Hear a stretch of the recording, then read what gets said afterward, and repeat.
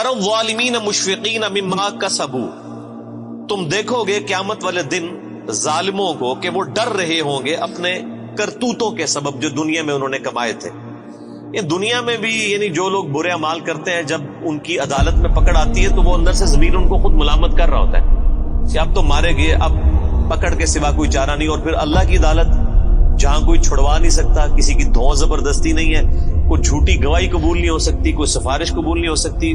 جب اللہ تعالیٰ کی بارگاہ میں کوئی پکڑا جائے گا تو وہ دل ہی دل کے اندر ڈر رہے ہوں گے، لرزاں و ترساں ہوں گے. وَهُوَ وَاقِعٌ بِهِمْ، جبکہ وہ عذاب ان پہ واقع ہو کر رہے گا. یعنی ڈرنے سے یہ نہیں ہوگا کہ وہ کبوتر کی طرح آنکھیں بند کر لینے سے عذاب غائب ہو جائے گا. وہ جو ڈر رہے ہوں گے وہ واقعی ان کے ساتھ ہو بھی جائے گا.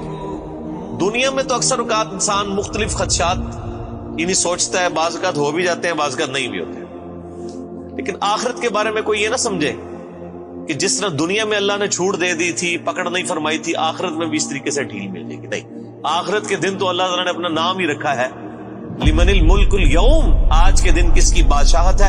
للہ الواحد القہار، اس اکیلے قہار کی بادشاہت. اللہ نے قیامت کے دن اپنا نام غفور الرحیم نہیں رکھا ہوا، قہار رکھا ہوا، چھایا ہوا سب پر.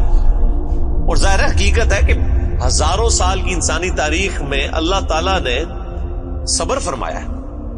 بخاری مسلم کی حدیث ہے کہ اللہ تعالیٰ سے بڑھ کر کوئی صبر کرنے والا نہیں ہے. لوگ اس کے لیے اولاد تجویز کرتے ہیں، اسے گالیاں دیتے ہیں اولاد تجویز کر کے، لیکن پھر بھی ان کا رزق بند نہیں کرتا. سب سے بڑھ کر صبر فرمانے والا اللہ ہے. لیکن یہ صبر اس دنیا کی زندگی تک ہے. آخرت کی زندگی میں اللہ تعالیٰ نے پھر کسی کا لحاظ نہیں کرنا.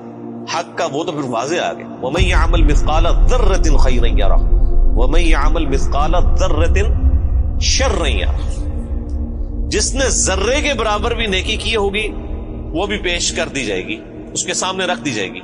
اور جس نے ذرے کے برابر گناہ بھی کیا ہوگا وہ بھی سامنے رکھ دیا جائے گا. یہاں تو اکثر لوگ کہہ دیتے ہیں جی اللہ تعالیٰ نے چھوٹی چھوٹی گلاں نل کی لینا دینا، اور اللہ تعالیٰ ہمارا ذرے کے برابر بھی نیکی کی اجر پاؤ گے، اور ذرے کے برابر گناہ بھی کیا اس کا پھر تم انجام دیکھ لو. بولے اعوذ باللہ تعالی.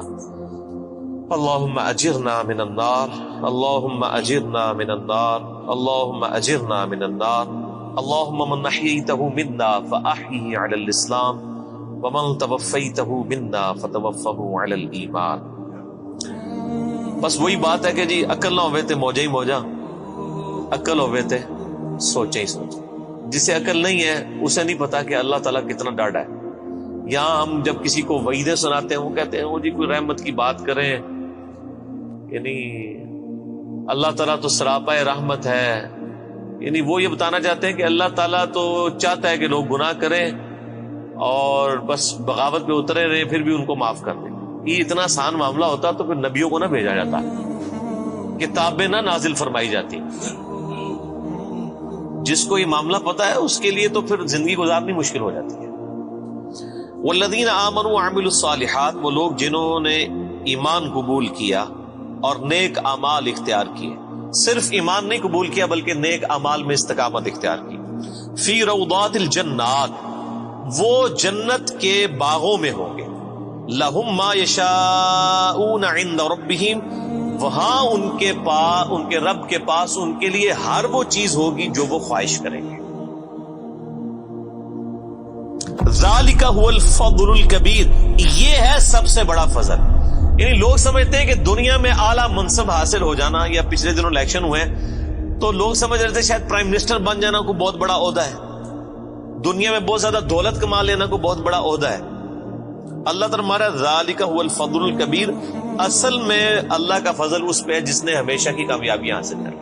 اور لاجیکل بات ہے میرے بھائی، ایک بندے کو بتایا جائے کہ آپ کو اتنی ساری ایفرٹ کے اگینسٹ جو ہے وہ 3 منٹ کے لیے جو ہے وہ بادشاہی ملے گی، اور دوسرے کو بتایا جائے کہ آپ کو اتنی ہی ایفرٹ کے اگینسٹ ہمیشہ کی بادشاہت ملے گی جس میں موت بھی نہیں آئے گی، جس میں زوال بھی نہیں ہوگا، جس میں بڑھاپا بھی نہیں آئے گا، جس میں بیماری بھی نہیں آئے گی.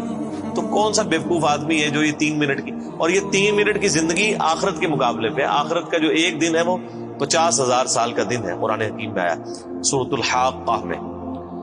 تو آخرت کا جو ایک دن ہے اس کے مقابلے پہ 60 سال کی زندگی 3 منٹ بنتی ہے آلموسٹ. ابھی آخرت کے بعد جو جنت و دوزخ کا فیصلہ ہونے والا ہے وہ تو صحیح مسلم میں حدیث ہے کہ کوئی شخص سمندر میں انگلی ڈبوئے, سمندر میں جو انگلی ڈبونے سے اس کی انگلی پہ پانی لگتا ہے وہ دنیا کی زندگی ہے, اور سمندر آخرت کی زندگی, انفینٹ لائف. تو اصل میں کامیاب وہ ہے جو وہاں پر کامیاب ہو گیا, اصل عقل مند وہی ہے. ذالک الذی یبشر اللہ عبادہ الذین آمنوا, یہ ہے وہ جنت جس کی خوشخبری دیتا ہے اللہ تعالیٰ ان لوگوں کو اپنے بندوں میں سے جو ایمان لائے, وعملوا الصالحات, اور نیک اعمال بھی کیے. قرآن پاک میں کہیں بھی جنہوں کہتے ہیں چھڑا ایمان کدھر بھی نہیں ذکر ہویا, خالی ایمان جو کچھ بھی ہے اللہ تیرے محبوب کی امت سے, نہیں.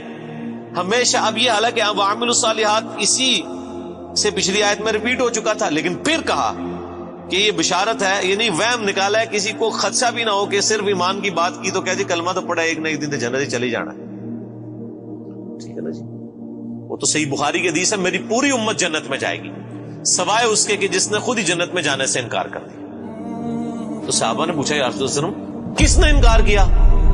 تو آپ نے بڑا سمپل جملہ ارشاد فرمایا کہ جس نے میرا حکم مانا وہ جنت میں جائے گا, اور جس نے میری نافرمانی کی اس نے جنت میں جانے سے انکار کر دیا. یعنی ایک جملے میں پورا دین کور کر دیا.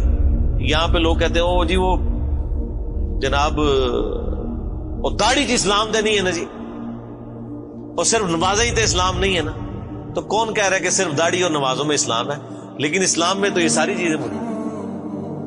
اسلام میں داڑھی بھی ہے, اسلام میں نماز بھی ہے, اسلام میں حقوق اللہ بھی ہیں, حقوق العباد بھی ہیں, بیویوں کے حقوق بھی ہیں, ماں باپ کے حقوق بھی ہیں, اللہ کے بھی حقوق ہیں.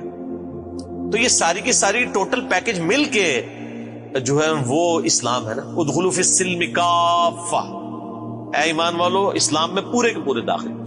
یہ جو لولا لنگڑا اسلام لیے پھرتے ہیں نا, کسی نے صرف وہ خدمت خلق کا اسلام پکڑا ہوا ہے, کس نے وہ یعنی داڑھی کا اسلام پکڑا ہوا ہے, کس نے صرف پگڑی کا اسلام پکڑا ہوا ہے, کسی نے صرف نماز پڑھنے کا پکڑا ہوا ہے اسلام, باہر نکل کے ساری بےایمانیاں کرتے ہیں. یہ جزوی اسلام اللہ تعالیٰ کو نہیں چاہیے. اس اسلام کی تو مثال کسی شخص کے ایسے نامہ اعمال کا تالاب ہے کہ جس کے اندر مسلسل گٹر کا پانی گر رہا ہے. وہ صاف ستھرا پانی کسی کے کوئی کام نہیں آئے گا. جب اس کے اندر گٹر کا پانی گر رہا ہے اس ملاوٹوں کے ساتھ, حرام خوریوں کے ساتھ, حق تلفیوں کے ساتھ, بدماشیوں کے ساتھ, اس طرح کا دین تو اللہ تعالیٰ کو نہیں چاہیے. اللہ تعالیٰ تو کہتا ہے ٹوٹل پیکج لینا ہے, جس نے داخل ہونا ہے اسلام میں پورے کا پورا داخل ہو, ادروائز اللہ تبارک و تعالیٰ اس کا اسلام جو ہے نا وہ اس کے منہ پہ مار دے گا قیامت میں. جن لوگوں نے نبیوں کی صحبت کی ہوئی, اگر انہوں نے بھی ٹرو رسپانس نہ کیا ان کی پکڑ ہو جانی ہے, باقی تو کسی کھاتے میں نہیں. تو اللہ تعالیٰ بارک کہ اس کی بشارت دیتا ہے اللہ تعالیٰ اہل ایمان میں سے اپنے ان بندوں کو جو ایمان لائے اور نیک اعمال اختیار کیے.